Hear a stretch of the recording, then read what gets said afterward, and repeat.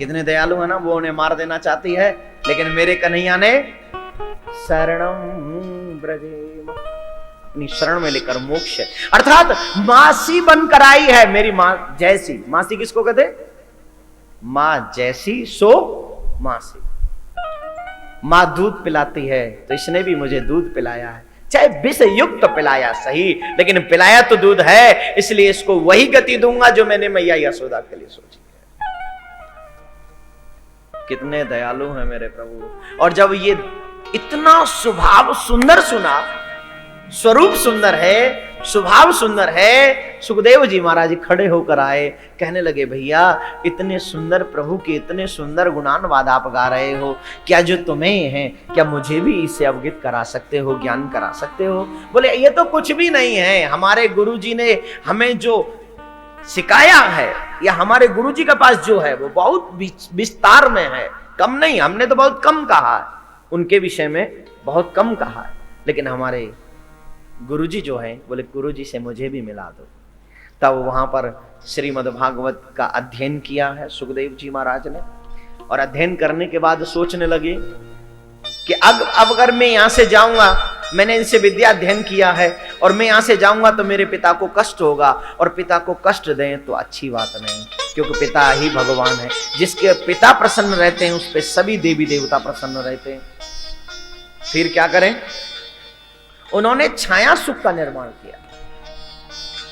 छाया सुख को व्यास जी महाराज के पास में छोड़ा है और स्वयं चले गए हैं। बोलो सुखदेव जी महाराज की जय। जोर से बोलना पड़ेगा, राधे राधे, राधे। जोर से बोलना पड़ेगा, राधे राधे। जोर से बोल रहे हो, मजबूरी में बोल रहे हो?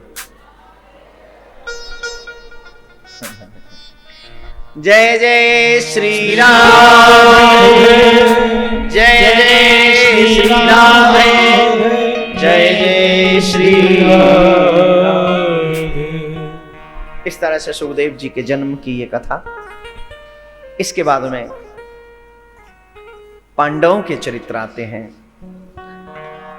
पांडवों के चरित्र में एक बहुत अच्छी बात है, ध्यान से श्रवण कीजिएगा। सत्यम परम धीमहि, ये भागवत का शब्द है और वेद का शब्द है। सत्यमेव जयते, क्या है? सत्यमेव, जो सत्य की शरण में चला जाए उसकी जीत होती है, लेकिन सत्य की शरण में जाना पड़ेगा, और जो न जाए तो बोले उसका तो भगवान रखा वाला है।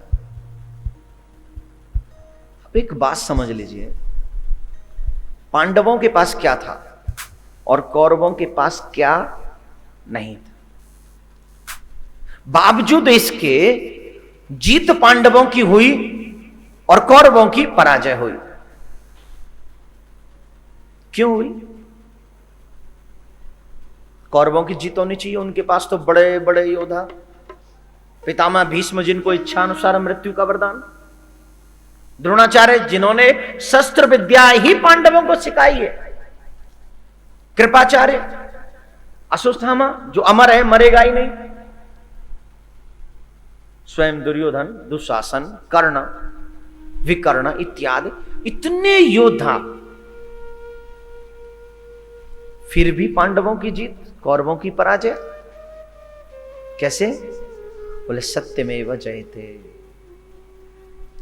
सत्यवादी को थोड़े दिन के लिए परेशानी तो होती है, लेकिन जीत उसी की होती है। जो थोड़ा बहुत आगे बढ़े और थोड़े से संकट में घबरा जाए, उसे प्रॉब्लम हो जाती है। सत्यवादी को चाहिए हर स्थिति में डटा रहे, चाहे जो हो जाए, स्थिति चाहे जो हो, मुझे डटे रहना है, और अगर ऐसी बात होगी तो तुम्हारी जीत होगी, इसमें कोई दो राय नहीं।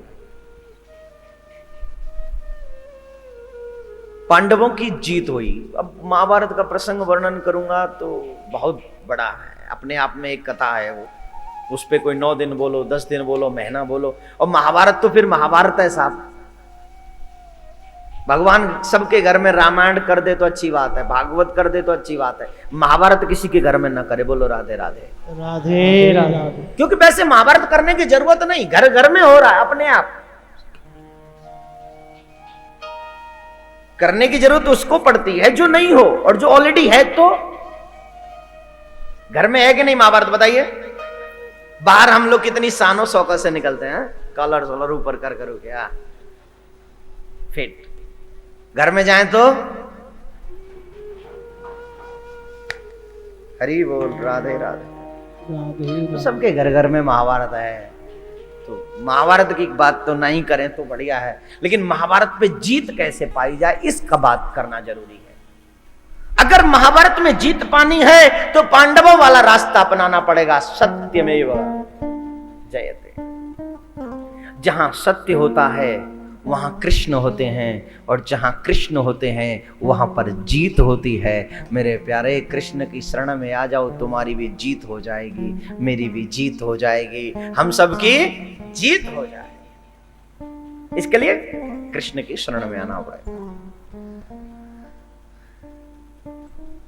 महाभारत का युद्ध हुआ, अंततोगत्वा पांडवों की जीत हुई, कौरवों की पराजय हुई।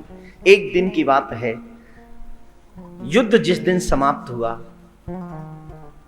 तो पांचों भाइयों को लेकर श्री कृष्ण पितामह भीष्म के पास पहुंचे, और पितामह भीष्म के पास पहुंचकर पितामह भीष्म के पास पहुंचकर आदान प्रदान हुआ शब्दों का, कुछ वार्तालाप हुआ, और यहां पर पितामह भीष्म ने एक वरदान मांगा। हे प्रभु, सदैव देवो भगवान प्रतीक्षताम् कलेवरं याव दिदं हिनोम्य प्रसन्नहास ऋणलोचनो लसन् मुखाम्भुजो ध्यान पतश्चतुर्भुजः।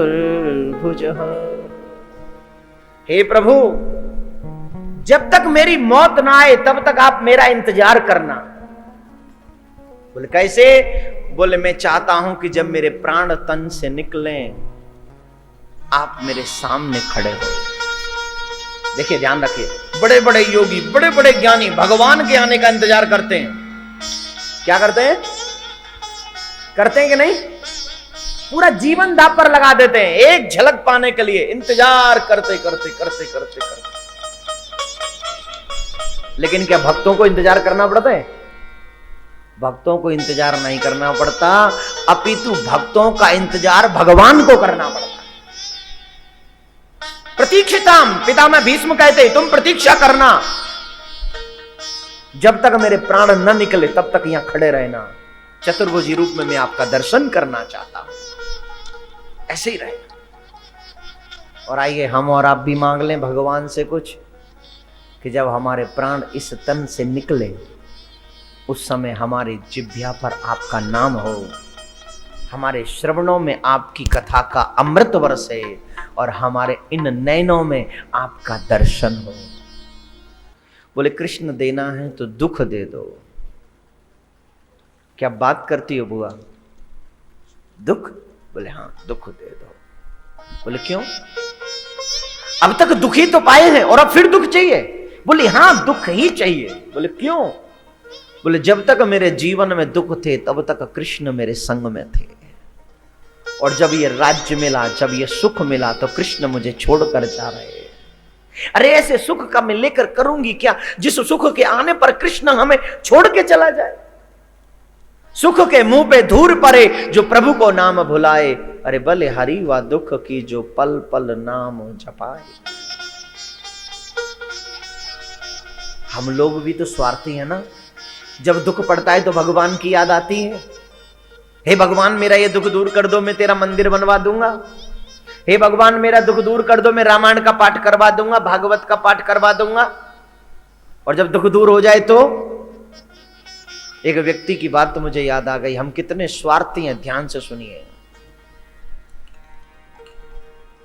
एक व्यक्ति के पीछे श्वान दौड़ रहा था और उसको श्वान से बड़ा डर लगता था, तो वो डरपोक इंसान भागता भागता एक पेड़ पे चढ़ गया। अब डर की वजह से चढ़ तो गया, पता नहीं चला कितना ऊंचा चढ़ गया। अब जब बहुत देर, थोड़ी देर स्वान वहां बैठा रहा और वो जब थोड़ी देर के बाद चला गया, तो अब जब उतरने के लिए उस इंसान ने नीचे देखा तो उसे डर लगने लगा। बोले वो तो सिर्फ खाता, यहां से तो छूट गया, मर जाऊंगा, ये तो गड़बड़ हो गई, मैं कहां पहुंच गया। अब ख्याल आया, हे प्रभु मुझे यहां से कैसे भी बचा ले। बोले ऐसे नहीं बचाएगा प्रभु, कुछ करना पड़ेगा। बोले क्या करूं? मन में ख्याल आया, अगर मैं यहां से जिंदा बच गया, नीचे उतर गया, तो 101 ब्राह्मणों को भोजन जिमाऊंगा। धीरे धीरे उतरना, हे कृष्ण बचाना, उतरना शुरू किया, कृष्ण कृष्ण कहते कहते बीच में आ गया। अब बीच में आकर सोचता है, नहीं यार 101 कुछ ज्यादा नहीं हो गए, 100 कुछ ज्यादा है, 51 ठीक है। और थोड़ा सा नीचे आया, 21 ठीक है। और जब एकदम पृथ्वी पर पहुंच गया, बोला यार 21 भी बहुत ज्यादा है, 1 ठीक है। 100 ही तो हटाया, 1 तो है ना, 101 कहा था, 1 तो है। तो मेरा मतलब है, दुख में सुमिरन सब करे, सुख में करे न कोई। और जो सुख में सुमिरन करो तो दुख काहे को। लेकिन हम लोग इस बात को मानते नहीं। कुंती दुख मांग रही है, बलिहारी वा दुख की, जो पल पल नाम जपाए। इसीलिए कहता हूं ये भागवत परमहंसों की संगीता है। ये जो भागवत है परमहंसों की संगीता है। मतलब समझिएगा, हंस 3 प्रकार के होते हैं, एक हंस, एक परमहंस, एक श्री परमहंस। एक हंस, एक राजहंस, एक हंस, राजहंस और परमहंस। और एक हंस को परमहंस कहा गया एक टीकाकार ने, राजहंस को हंस परमहंस कहा और परमहंस को श्री परमहंस कहा। एक टीकाकार का अलग है, लेकिन हम 3 को लेके चलते हैं, हंस, राजहंस और परमहंस। जो हंस होते हैं वो कैसे हैं, उनमें फर्क क्या है? बोले वो दूध और पानी को अलग अलग कर देते हैं, दूध का पान कर लेते हैं, पानी को छोड़ देते हैं। राजहंस का लक्षण क्या है? बोले राजहंस दूध और पानी को अलग अलग करके पहले दूध का पान करता है और फिर थोड़ी देर शांत हो जाता है, और थोड़ी देर शांत बैठने के बाद अपनी चोंच को उस पानी में डालता है, और उस पानी में डालते ही उस पानी को भी दूध बना देता है और दूध बनाकर उसका पान कर लेता है। बोले परमहंस एक हो गए, हंस हो गए, एक राजहंस हो गए और तीसरे परमहंस। बोले परमहंस का मतलब क्या है? बोले परमहंस का जो मतलब है, जैसे हंस दूध और पानी को अलग अलग कर देता है, वैसे ही जो परमहंस हैं वो सत्य और असत्य को अलग अलग कर देते हैं, अलग अलग हमें समझा देते हैं। ये जो भागवत है परमहंसों की संगीता है, और परमहंस हमें सत्य और असत्य का सही वर्णन करके बताते हैं। अब परमहंस कहते हैं कि भागवत सत्य है, श्री कृष्ण सत्य है, सत्यम परम धीमहि, वही ध्यान करने के योग्य है। अब कोई कहता है वो ब्रह्म निराकार है, कोई कहता है ब्रह्म साकार है। अब हम लोग अलग अलग जाने की बजाय अगर स्वयं भगवान से ही पूछ ले कि तू निराकार है कि आकारवान है, कौन है तू, कैसा है तू, अपने बारे में तू ही बता दे। भाई दुनिया से क्यों पूछे, दुनिया वाले तो अलग अलग से कुछ न कुछ बताते रहेंगे, तू ही बता तू कैसा है। तो गीता में कहते हैं कि जो लोग मुझे ब्रह्म नाम से पुकारते, कृष्ण स्वयं कहते हैं, ब्रह्मवादी लोग जिसको ब्रह्म कहते हैं वो ब्रह्म मैं हूं। गीता में प्रमाण है, वो ब्रह्म मैं हूं। और कुंती स्तुति में कुंती कहती है, कृष्ण मैं तुम्हें प्रणाम करती हूं। देखो भाई, कुंती तो कृष्ण के घर की अर्थात फैमिली मेंबर है, और जितने घर वाले जानते हैं उतने बाहर वाले किसी व्यक्ति के बारे में नहीं जान सकते। जान सकते बताइए? घर वाले ज्यादा जानेंगे, बाहर वाले? घर वाले ना। तो चलो उन घर वालों से भी पूछ लेते हैं ये कौन है। कुंती कृष्ण की बुआ। कुंती स्तुति में कुंती कहती है, कृष्ण मैं तुम्हें प्रणाम करती हूं। कृष्ण कहते बुआ तुम मुझे प्रणाम क्यों कर रही हो? प्रणाम तो मुझे करना चाहिए, आप मेरी बुआ हो, मैं आपका भतीजा हूं। बोले नहीं, आप पुरुष हैं इसलिए मैं आपको प्रणाम कर रही हूं। कृष्ण बोले तो भीम अर्जुन नकुल सहदेव ये पुरुष नहीं है? बोले नहीं, आप आदि पुरुष हो। कौन हो? आप आदि पुरुष हो, जिसको योगी जन ध्यान में लाना चाहते हैं, ज्ञानी लोग जिसे वेदों की स्तुतियों से रिझाना चाहते हैं, भक्त जन जिसके गीत गा गा कर जिसको पाना चाहते, आप वो आदि पुरुष हो।